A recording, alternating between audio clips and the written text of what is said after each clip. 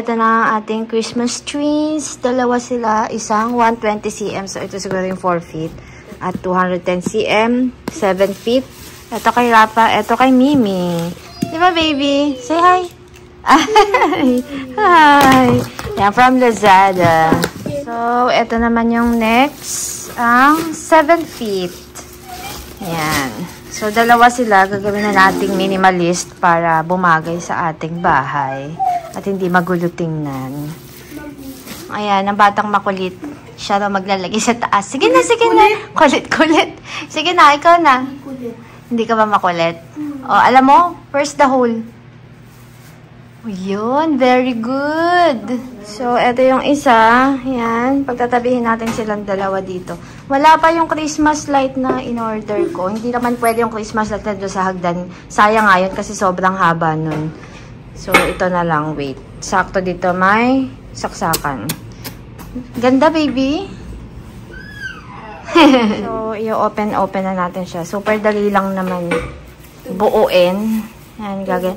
Iba yung Christmas tree namin dati. Kung basta i-search nyo lang Romas o Christmas tree. Makikita nyo yung mga 2020, 2021 na Christmas tree namin. Ayan. Or 2019 ba? Basta 2020 yata. Ay, hindi. 2017 pa pala namin Christmas tree yun. Ayan. So, ito naman yung naisip ko ngayon. Kasi para regular lang. Ayan. Ayan. Ano siya? Hindi siya yung parang salasalabit na gano'n. Straight lang siya lahat. Ayan. Very minimalist. Ayan. Cute-cute niya. Parang kakolor siya ng garland. Pero hindi ko sure kung nalagyan namin ng balls kasi ang plano ko talaga Christmas light lang. Kasi parang lately, although matagal ko nang gusto din yung gano'n, Christmas light lang. Parang napaka-ano, diba? Minimalist. Tapos, hindi pa siya magulo tingnan, diba? Pero try ko kung malalagyan natin ng velvet. Yung dark red na velvet. Yung maroon na velvet balls na kakagawa. Ayan. So, ipababa lang siya lahat. O, Rafa, yung Christmas tree mo, oh, hindi mo nalagyan. Ay, hindi mo in-open. Yeah, open mo. Yes, open mo siya. So, and sila kapag nakapat.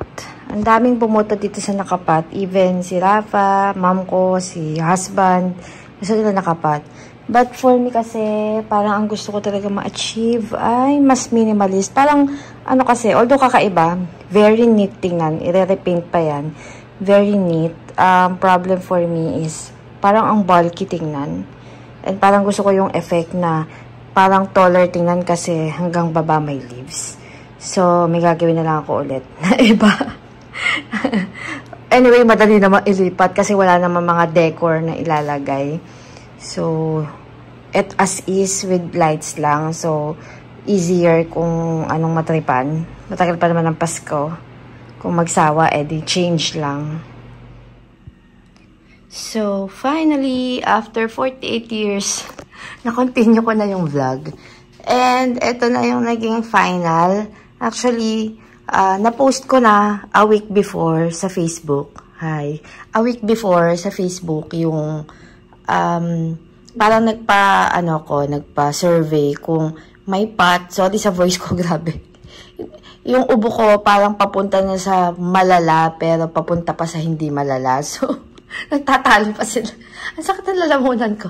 Anyway, ayan. Pilitin natin ngayon to. I-push natin kasi ang tagal na nito. So, a week before, yun nga, nagpa-survey ako sa Facebook page ko and thank you sa lahat na nag-comments. Sa lahat ng suggest, ganyan and everything. Etong isa naman, hindi pa sumabay sa kung anong ginagawa nito. Gumawa pa ng sariling, ayan, yung sinasabi ko. Kasi dapat naka-twinkle-twinkle, bigla siya nagdidim. So, ayun nga. So, nung una kasi to, na ginawa ko, with pot. So, yung first part nitong video na napanood nyo, this is more than a week na. I mean, more than a week ago na yon. So, after almost 2 weeks, eto na to. Tsaka ko lang siya na-complete yung vlog kasi sobrang busy ko. Tapos minsan not feeling well pa ako at minsan wala ako sa mood mag-vlog. So, yung una nga with pot, try kong i-insert dito yung picture anywhere here. And, yun talaga yung una kong plano. Simula pa dati. Plano ko yung may pot para kakaiba, tapos para parang mas neat, mas minimalist tingnan. So, I have a cement pot na mababa. Kaso, wala na ako isa pang cement pot na mas maliit para dito sa isa. So, ang nangyari, parang plastic pot lang nilagay ko dito, which is hindi ako kontento. And, actually, nung nailagay ko, nung una, ang ganda, husband ko, si Rafa, gusto yon, mami ko, gusto nila. Nung ako na, parang sabi ko, teka, parang hindi siya nagmukhang minimalist. Parang ang nangyari, ang bigat tingnan nung pot kasi malaki. Although, mas marami talagang bumoto sa with pot kasi nga kakaiba, bago, ganyan. Tinry ko mga 2 days na nakaganon. Pero hindi talaga ako mapakali. So, parang ang ginawa ko na lang is, nakikita nyo, hindi ko saan ako titingin, kung dito, kung doon, o dito. So, ang ginawa ko na lang, in-stay ko siya ng 2 days yun nga, para ma-sure ko kung alin ba yung gusto ko talaga. Then, hindi ko talaga kinaya. I followed my heart, sabi ko. Tsaka para masaya lahat, diba? Tinry ko muna yung with pot, pero para mas masaya ako, eto na yung ginawa ko, yung wala. Tsaka ngayon ko lang din na vlog, tsaka ako pinost after, nung dumating na yung mga in-order ko na Christmas light, kasi nga nahuli yung Christmas light eh. Kasi meron talaga akong Christmas light yun nandito sa stairs, yung may garland. Yun talaga yung pang Christmas tree na bonggang-bonggang budang haba. Kaya ang daming sobra. Kaso hindi ko na pwedeng alisin para ilagay dito. So bumili na ako ng bago. And ayoko rin ng super daming Christmas light. Parang gusto ko lang talaga may effect lang siya, nagtitwinkle-twinkle. Ayan na naman siya, nagdidim and everything na naman siya pabalik-balik. Kasi tuwing isasaksak mo siya, tuwing papatayin mo, naiiba yung effect. But anyway, kahit sinet ko na siya sa naka-twinkle-twinkle lang. So anyway, ayan nga, ang napagdesisyonan ko ay, naglagay na lang, gusto kanila ako may gift sa ilalim. Ang ginawa ko kasi dito, ang style na ginawa ko sa kanila, kung mapapansin nyo, parang droopy. Parang lanta, parang paganon. Instead, diba yung iba tinataas yan. Noong una, ganun yung ginawa ko. Tapos, parang ang ganda ng droopy. Parang mas nagbumukha siyang mahaba tingnan. And etong 7 feet, nung dinroopy ko siya, talagang sumagad siya sa sahig. Parang hindi nakita yung paan niya. Kahit wala tong white fur na tela, okay siya. As in, napaka-elegant. Gusto ko nga sana wala to eh. Ang problem, etong 4 feet, syempre, mas mahaba yung leaves nito, yung stems, kung ano man yan. Kita. So, hindi medyo maganda. Lalagyan ko sana ng train. Problema, pag nilagyan ko ng train, yung umiikot siyang ganon, para kay Rafa, hindi ko masasagad dun sa likod. So, masyadong sisikip dito. So, iyan na lang.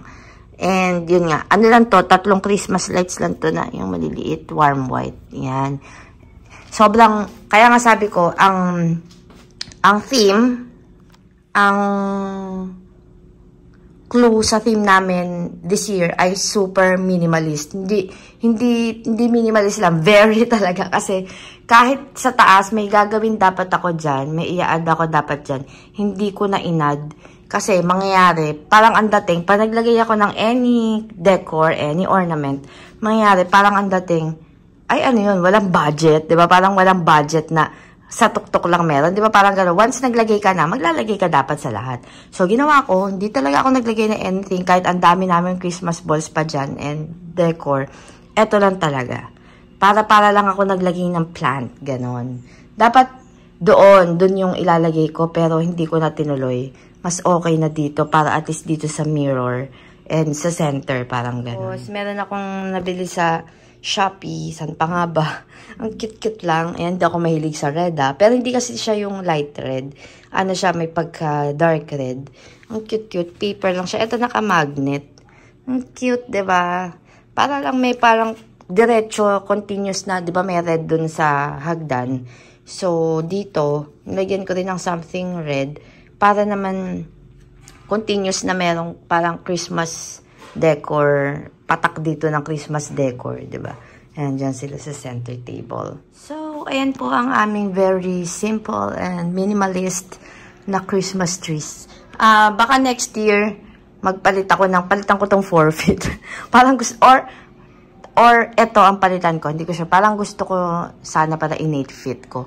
Although kasi na nag-order ako, hindi siya available. Ang dami nagtanong na ng link nito sa Facebook, na sold out na yung Lahat ng sizes. Parang 4 feet na lang yata yung natira. So, yun. Marami naman doon kung magsisearch kayo slim or pencil Christmas tree. Yun yung code niya. Yun yung parang title or description niya. Slim Christmas tree. Ito po yung very, ordinary lang. Ayan, kita niyo naman parang yung same lang sa garland na ordinary.